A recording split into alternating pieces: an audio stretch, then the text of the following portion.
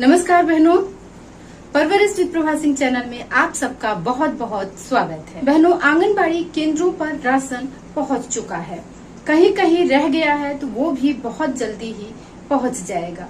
और जैसा कि आप लोगों को पता है कि रेसिपी आधारित राशन आंगनबाड़ी केंद्रों पर पहुंचाया गया, उसके पहले ELMD ऐप डाउनलोड कराया गया था, जिसमें ये था कि जितना भी आंगनबाड़ी सेंटर पर लाभार्थियों को देने के लिए राशन आएगा, उन सारे पैकेटों पर इस तरह का QR कोड बना होगा।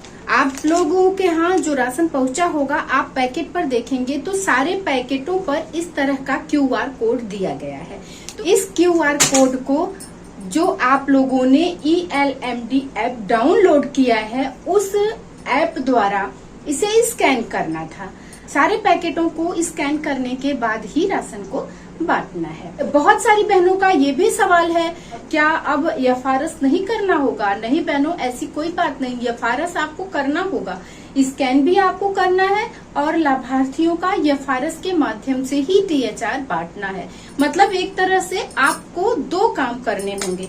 तो QR कोड बना हुआ है, आप उसको एक दिन में स्कैन करें, 2 दिन में स्कैन करें। सारे पैकेटों को स्कैन करने के बाद आप लाभार्थियों को राशन बांटिए। तो जो ELMD ऐप डाउनलोड कराया गया है, उसमें एक स्कैनर ओपन होगा। जब आप उसे ओपन करेंगे तो स्कैनर ओपन होगा और स्कैनर से उस QR कोड को स्कैन करना होगा और उसको QR कोड को स्कैन करने के बाद ही आपको लाभार्थियों को राशन बांटना है।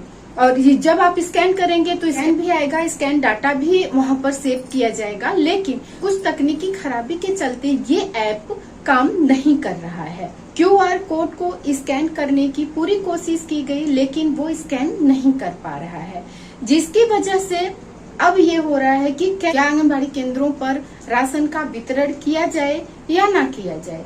ELMD ऐप को ठीक करने का वेट कराया जाए या ना कराया जाए। जब से डाउनलोड कराया गया है, तब से काफी अपडेट आया हुआ है, लेकिन अब वो सही से काम नहीं कर रहा है। बहनों, एक तरह से देखा जाए तो आज 16 तारीख हो गई है।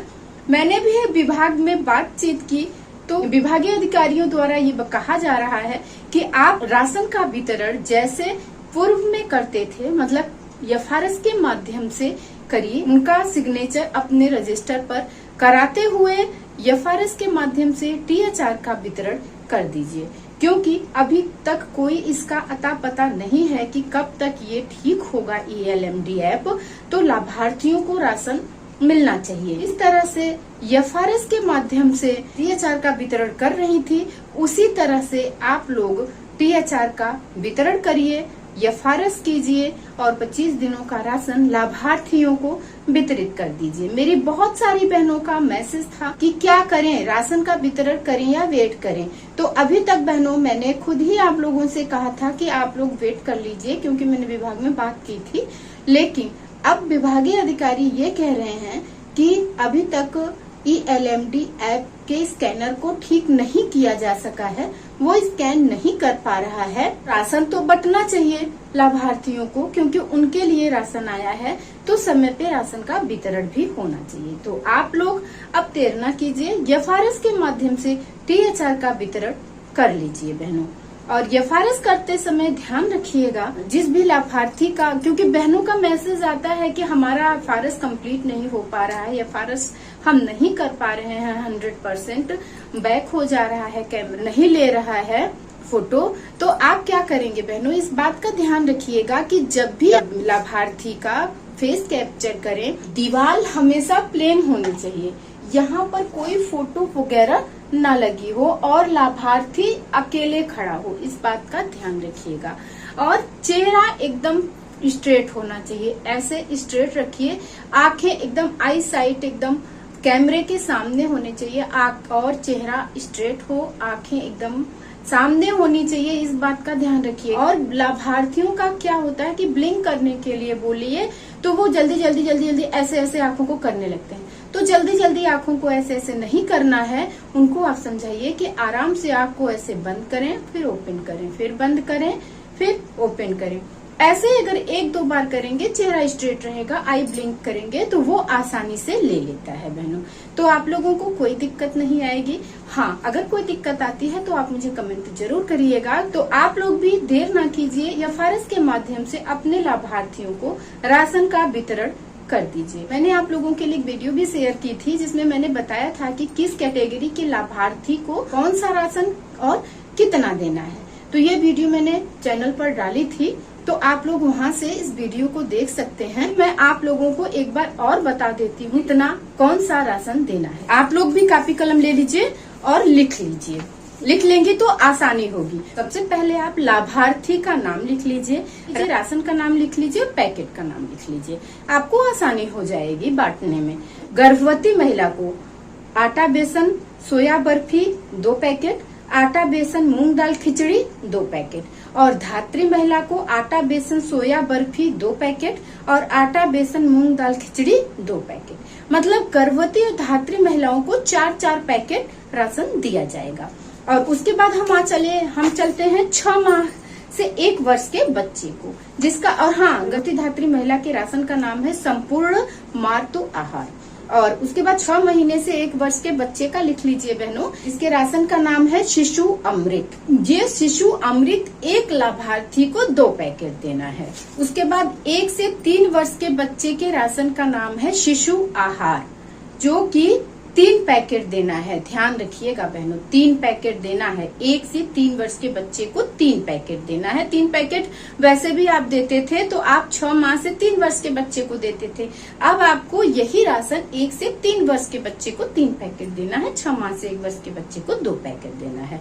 और 3 से 6 वर्ष के बच्चे को बाल पुष्टिकर मीठा आएगा और एक नमकीन आएगा। 2 प्रकार का राशन रहेगा 3 से 6 वर्ष के बच्चे का। बाल पुष्टिकर नाम से एक मीठा होगा और एक नमकीन होगा, जिसमें 1 पैकेट मीठा वाला देना है और 1 पैकेट नमकीन वाला देना है।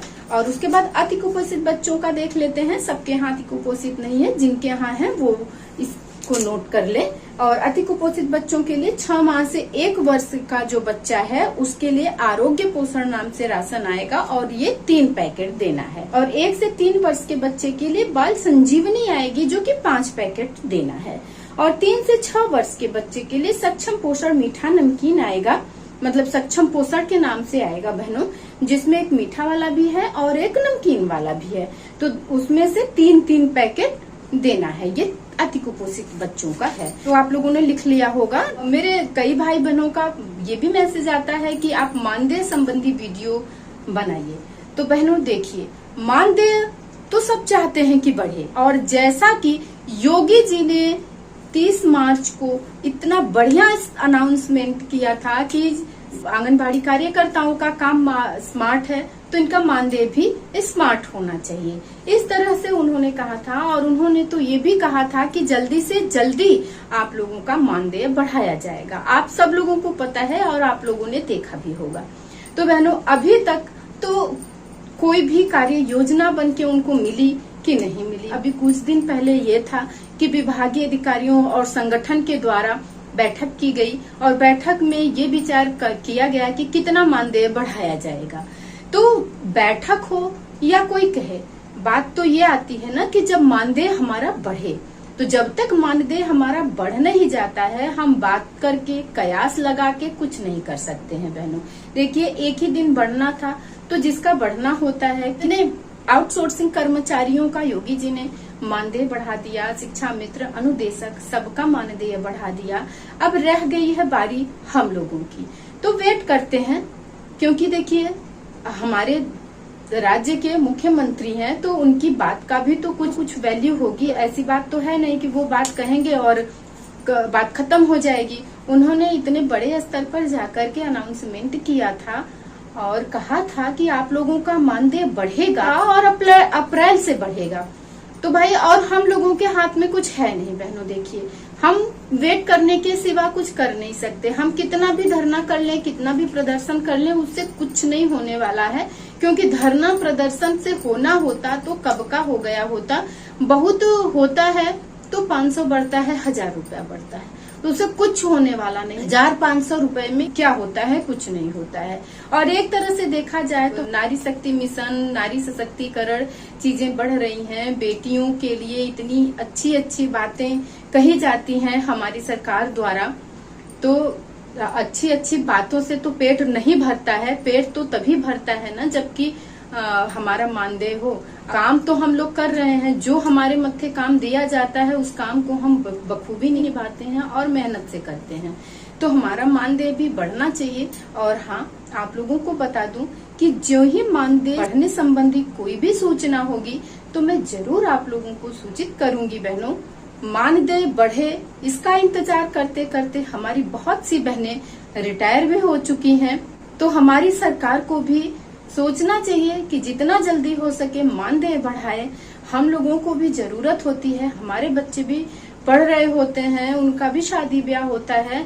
समय से जब नहीं मिलेगा हम लोगों को जो मानदेय मिलता है उसमें भी नौटंकी रहती है। सही समय पे मानदेय मिलता भी नहीं है। और हाँ, इस मानदेय के नाम पर एक बात याद आई, क्या इस महीने आप लोगों का मानदेय मिल चुका है? केंद्र सरकार या राज्य सरकार दोनों का मिला है? 1500 आया है या 4500 आया है? जो भी आया हो तो मुझे कमेंट द्वारा जरूर बताइएगा बहनों, क्योंकि न तो मेरी PLI आई न मेरा केंद्र सरकार का पैसा है। आप लोगों का आया हो तो आप मुझे कमेंट करके जरूर बताइएगा बहनों। और हाँ, मानदेय संबंधी कोई भी समाचार मिलता है तो मैं जरूर आप लोगों को सूचित करूंगी। फिर मिलेंगे अगले वीडियो में। और हाँ, उसके पहले परवरिश विद प्रभा सिंह चैनल पर अगर आप लोग नए हैं तो चैनल को जरूर सब्सक्राइब कर लीजिएगा बहनों। और हाँ, आप लोग वीडियो देखते हो और लाइक करना भूल जाते हो तो प्लीज लाइक जरूर करिएगा। और आंगनबाड़ी से संबंधित, पोषण ट्रैकर से संबंधित कोई भी बात, कोई भी सूचना के लिए कमेंट जरूर करें। नमस्कार।